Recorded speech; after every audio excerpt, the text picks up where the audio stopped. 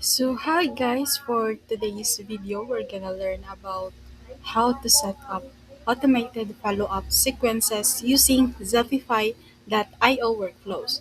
So first, go to the automation bar, click it. Next, click create workflow, click start from scratch.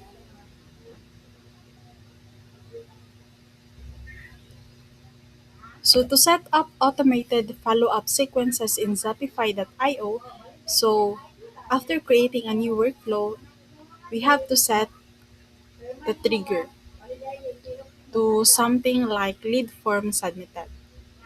So click add new trigger, click form submitted, then we're gonna rename this workflow trigger name.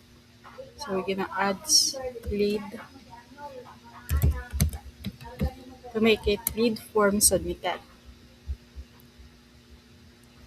So click save trigger, this one.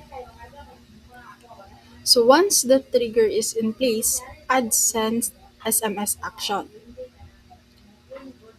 So we're gonna click add and choose add action. We're gonna find um, send SMS to deliver a welcome message.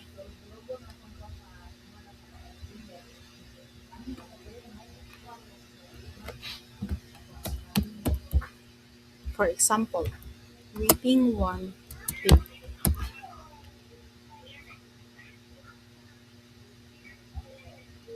Gonna add some send SMS and click save action. This one.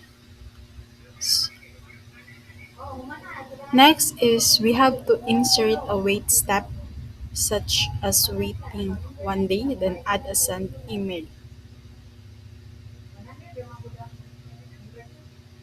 One.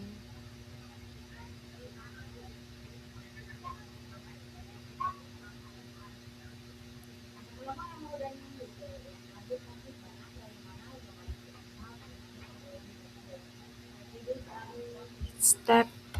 Now search it. This one. Wait step.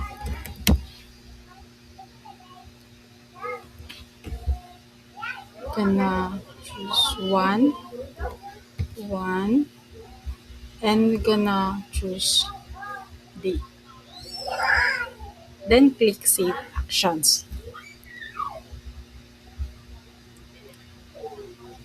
After that, we can add a send email action for your next follow-up message.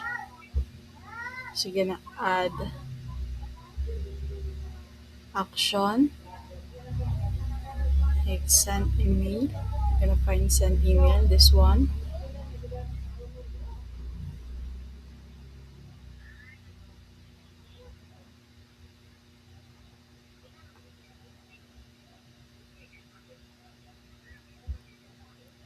Then click save action.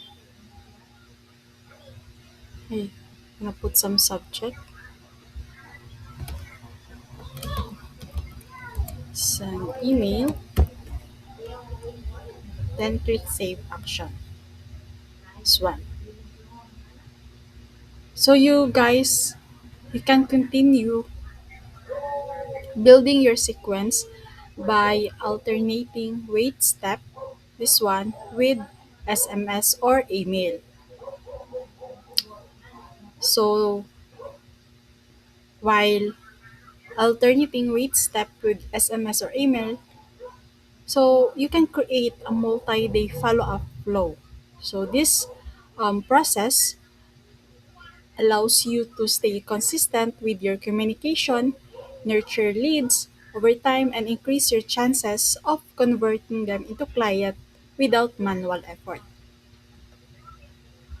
So thank you guys for watching.